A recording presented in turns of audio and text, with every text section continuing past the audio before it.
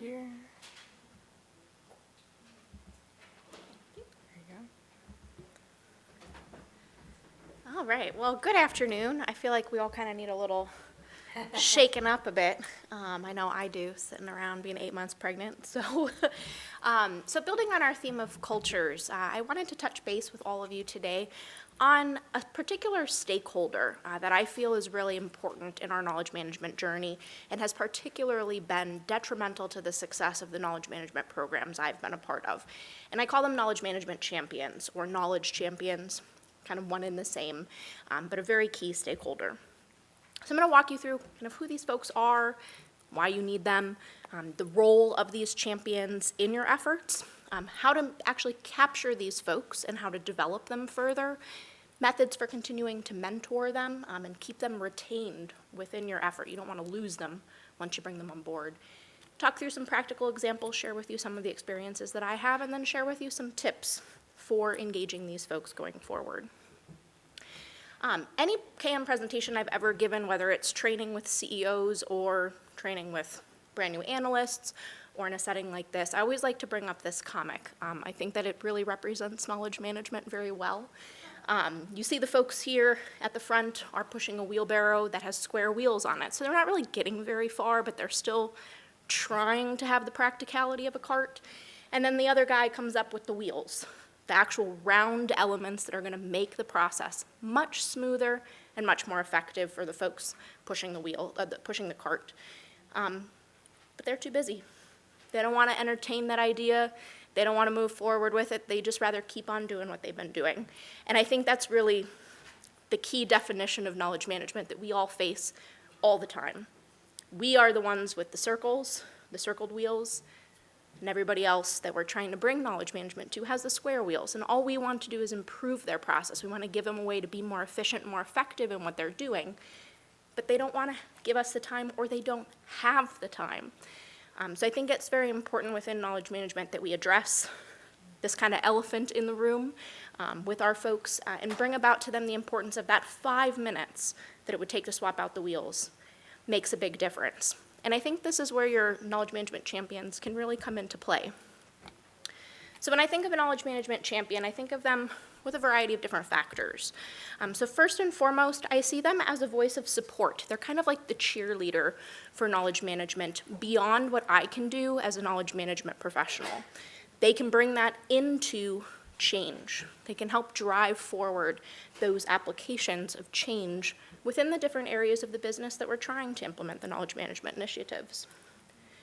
Additionally, they both represent knowledge management within their specific business, so they bring in those knowledge management components, help represent the efforts that are going on, but they also embody knowledge management.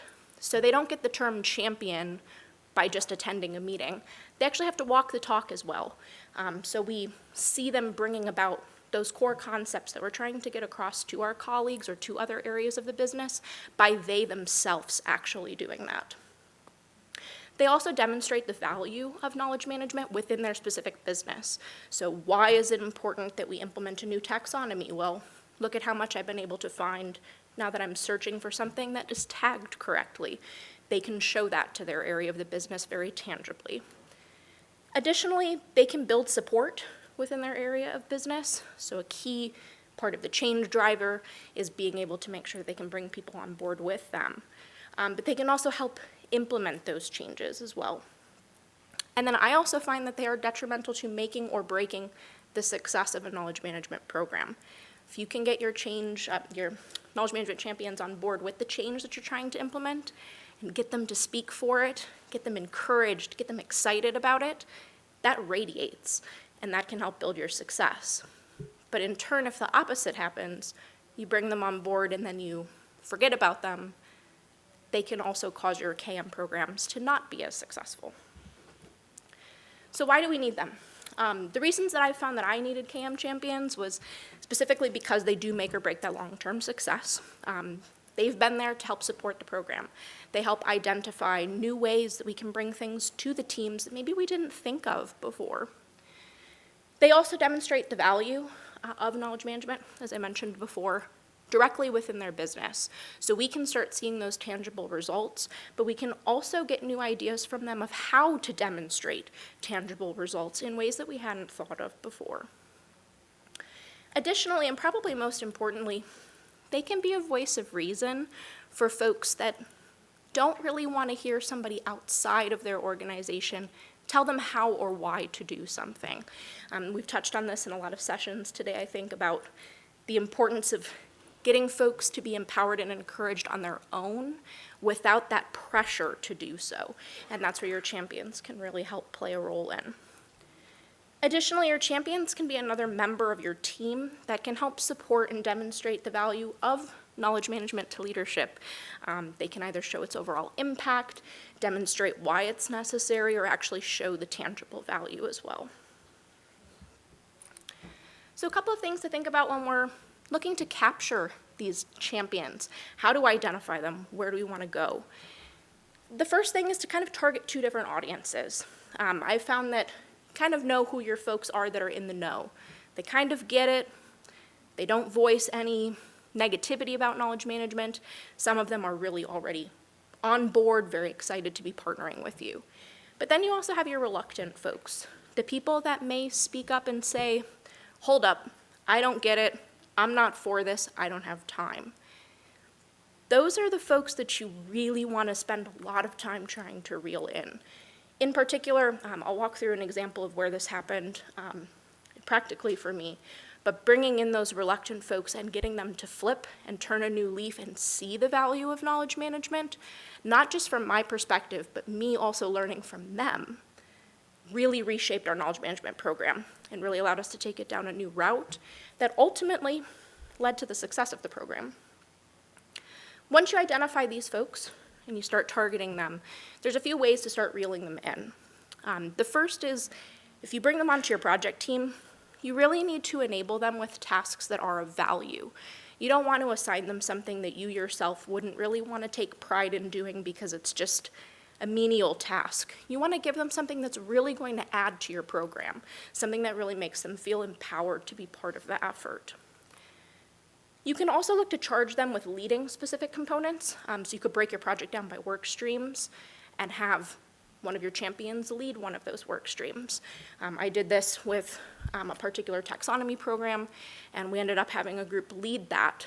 And the amount of engagement we got from having that champion lead that, as opposed to how our knowledge management team was leading that, it was night and day, because they were able to relate more to their colleagues than we could, because they could see the day-to-day, whereas we were sitting up in corporate, not doing the day-to-day stuff that they were doing. So it was that relationship that they were able to build. You'll also want to associate them to the effort. So instead of putting yourself as the face of KM, you can put your knowledge champions as the face of KM. Recognize them for the work that they're putting in. And then also make sure that you do reward them, and do it in fun ways. It doesn't have to be some formal recognition program at the top level of the company, but it can be fun little medals. You can go to the dollar store and just buy some fun little medals, and each month at a staff meeting, give it out to someone who has really gone above and beyond, who has championed what you're trying to impose with knowledge management. And then, most importantly, once you're capturing these folks, make sure to keep them engaged. And most importantly, by keeping them engaged, we really need to listen to them and truly consider their perspective. We want them to contribute as much as they can to the knowledge management effort. And they're often bringing about a perspective that we don't have, whether it's from doing the day-to-day in the business or being a little bit removed from the day-to-day of knowledge management. So by giving their perspective, we're able to reshape some of our programs in ways that become more effective for the audience we're targeting. So when it comes to actually developing these folks, you capture them, you bring them on board, you can't just leave them hanging. So first and foremost, you need to educate them. We need to understand how to get our concepts across to them in a way that makes them feel empowered to speak about it. You want to speak informedly about any subject that you're asked about in the workplace, so we want our champions to feel the same way. You also want to continue to encourage and empower them, whether that's a pat on the back for a job well done, or continuing to empower them to continue communicating with you, continue bringing those perspectives forward, but making sure that you're actually receiving them. You're not just hearing them, but you're engaging with them. Support them. So for a lot of folks, being a knowledge management champion is not going to be part of their day-to-day job. It's going to be an add-on to their day-to-day job. So look at how you can make that easier for them. Get their leadership buy-in. Work with them to make sure that you're not taking away from the day-to-day that they have to get done. But how can you build on what they're doing day-to-day to make sure that they can still contribute in a way that's effective? And then increase their involvement. As you see them really ramping up, getting really excited, or contributing more fully to the project, start giving them more. Encourage them to be more engaged. I think we see that all for our day-to-day jobs.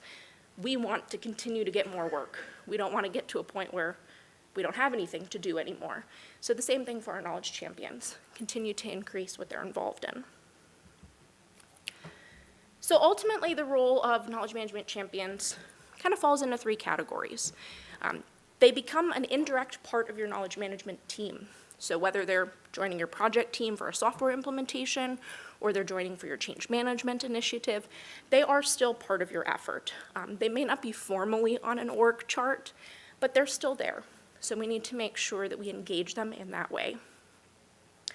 They also serve as representatives of their unit, which I've said several times. But I think the most important part about this is knowing that we need to take them seriously. If they bring a concern to us about an approach that we're taking or a way in which we've defined something that doesn't work for their business unit, we need to hear that. We need to acknowledge it, and we need to address it. We must empower them, and we must support them as well. And then lastly, the champions help to drive knowledge management forward. When our champions learn more about knowledge management and they can speak more informedly to it, they can help reshape the positions of folks in the organization who may be more reluctant to partake in knowledge management efforts. That can be all the way up at the level of leadership, or it can simply be their peers. But by having these champions on board, their colleagues can see that there is value, that there is something worth contributing to. And as long as we keep them engaged and empower them, those champions will continue to do so.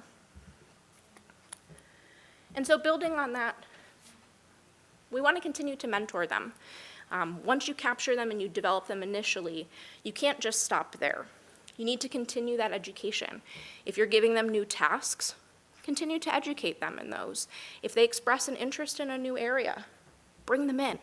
Keep them engaged. Ask them what they're interested in.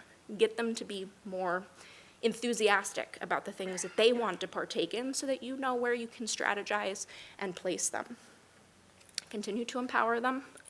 Continue to recognize them. Don't stop that effort, especially if you've started it. You have to keep that going. I recommend that if you are going to do recognition programs, start them off small, maybe once a month or once a quarter, so that you yourself can keep up with that. But bringing that recognition forward shows other people in the organization the importance that the KM champion plays, but it also shows that champion that you value their contributions, and that will keep them coming back. Increase their responsibilities. And again, partner with those who are reluctant. So while you may have had your first round of champions brought on, you may be continuing to develop them, continue to seek out those folks that are reluctant. Continue to ask them questions about, what is it about this that makes you not want to participate? Or what is it about this that doesn't sit with you? How can I serve you better from a knowledge management perspective? And sometimes those questions will get you answers you don't want to hear, but sometimes they will also lead you in a direction that really reshapes your KM program in a way that becomes more value add for the organization you're contributing it to. So just to walk through a couple of very brief practical examples, some things that have happened to me that have really shaped my perspective on KM champions.